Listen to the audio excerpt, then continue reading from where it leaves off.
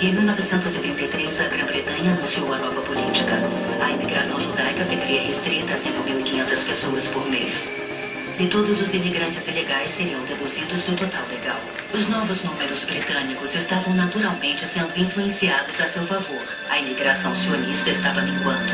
No início dos anos 30, parecia que todos os judeus que queriam ir para a Palestina já tinham ido. Os britânicos esperavam ter uma fórmula para a estabilidade. Mas mesmo os melhores planos podem ser aperfeiçoados.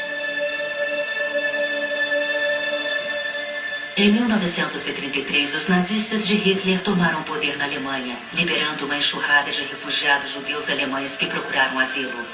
Neste ano, a população judaica da Palestina subiu de 20% para 30%, a maior parte de imigrantes ilegais.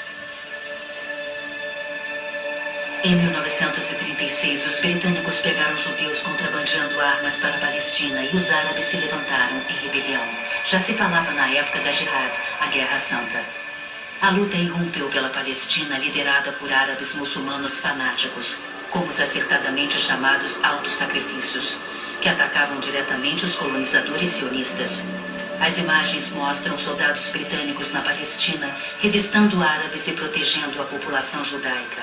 Em cenas que lembram as de hoje, mas com soldados israelenses substituídos por soldados britânicos, os árabes palestinos foram revistados e interrogados nas mesmas ruas. A Palestina era uma minúscula parte do Império, mas veio para devorar os recursos britânicos. 20.000 soldados britânicos ocuparam um país com uma população de pouco menos de 1.250.000 pessoas. Os britânicos mandaram uma outra comissão, a Comissão Peel, para buscar uma solução intermediária. A primeira tarefa dos comissionários foi persuadir os árabes antes mesmo de iniciar as conversações. As tentativas de manter um acordo entre os árabes e judeus palestinos em 1938 encontraram a mesma inflexibilidade de hoje. Perguntado se uma Palestina independente aceitaria os 400.000 judeus já residentes, a resposta do grande mufti foi um simples não.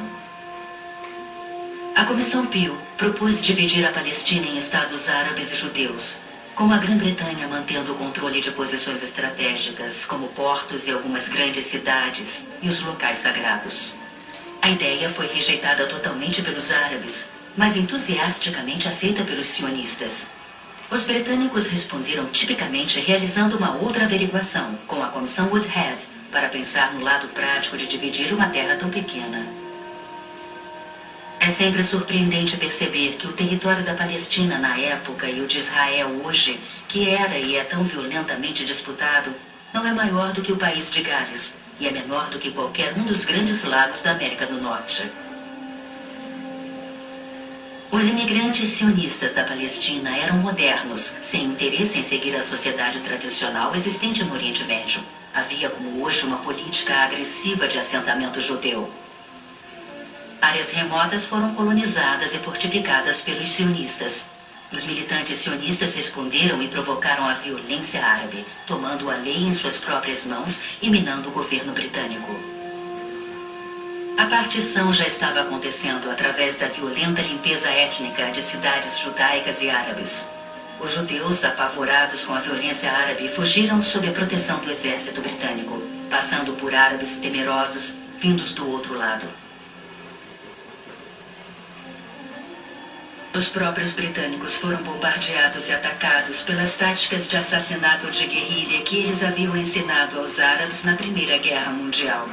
Os britânicos, por sua vez, desenvolveram novas táticas próprias para lidar com o terrorismo. A Real Força Aérea Britânica bombardeou áreas rebeldes. O exército britânico fez operações de busca e destruição. Veículos blindados patrulharam as ruas da cidade e as estradas do campo. Os britânicos enfrentaram emboscadas, armadilhas e atiradores de elite. As populações inimigas e civis se fundiram, resultando em constantes checagens de identidade, revistas e interrogatórios. Na época como agora, o transporte público era um alvo regular. Em táticas familiares na Israel moderna, a Grã-Bretanha deportou líderes rebeldes e expulsou fisicamente comunidades inteiras que abrigavam terroristas, demolindo cidades como punição. Os inimigos da Grã-Bretanha apoiavam os árabes. O grande Mufti fugiu da Palestina antes da sua prisão por contato com a Alemanha nazista. Nos anos 20, os sionistas tinham formado a Haganah, uma organização de autodefesa que cooperava com os britânicos. Em 1937, os militantes judeus formaram a Irgun, uma organização extremista que atacava os árabes e os britânicos. A Grã-Bretanha simplesmente não conseguiu criar uma Palestina estável e pacífica. A menor restrição de imigração ultrajava os sionistas. Qualquer imigração ultrajava os árabes. 2 anos antes de 1939, os árabes assassinaram 500 judeus e 150 britânicos. 3.000 árabes morreram, 1.000 nas mãos de outros árabes, por ligação com o sionismo e os britânicos. Em 1938, o secretário britânico, o ministro responsável pela Palestina, foi ver o território pessoalmente. A atenção britânica estava se voltando para preocupações maiores. A política na Palestina era agora vista à luz da guerra mundial que se avizinhava. A Grã-Bretanha queria o apoio árabe, sabendo que o Oriente Médio seria crucial. O canal de Suez no Egito seria um elo vital para os recursos do amplo Império Britânico e em qualquer guerra ocidental contra o Japão.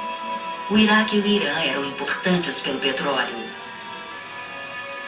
Já a Itália e a Alemanha estavam apoiando e armando os árabes.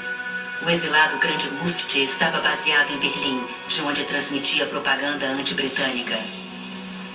Os árabes tinham que ser trazidos para o lado britânico. Os judeus não eram mais significantes.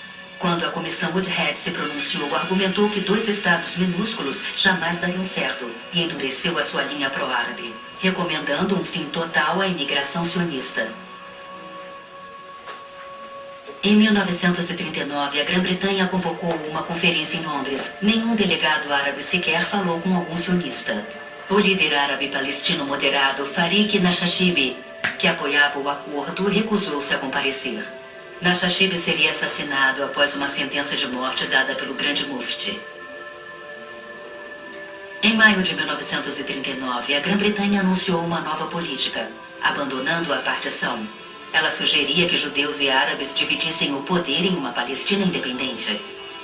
A Grã-Bretanha decretou que a imigração sionista seria restrita a apenas 75.000 até 1945, depois do que todos os palestinos, judeus e árabes votariam para decidir o futuro. Os britânicos conheciam a aritmética da população palestina e sabiam que a votação seria a favor dos árabes, acabando para sempre com toda a esperança de um Estado judeu e com as brigas. A Grã-Bretanha argumentou que a Declaração Balfour jamais prometera um Estado judeu. Em linguagem que leva a marca de advogados, a Grã-Bretanha defendeu um lar para a nação judaica, usando nação para significar uma raça de pessoas. Não quis dizer uma nação-estado judaica. A política deu certo para aplacar os árabes e acabar com sua revolta. Em 1939, a guerra estava a caminho. E a agência judaica liderada por David Ben-Gurion sabia que a vitória nazista seria desastrosa. Judeus e árabes deixaram de lado as discussões com a Grã-Bretanha para enfrentar os nazistas. O Oriente Médio virou um grande campo de batalha. E a vitória britânica nos desertos do leste do Egito foi um momento decisivo na guerra.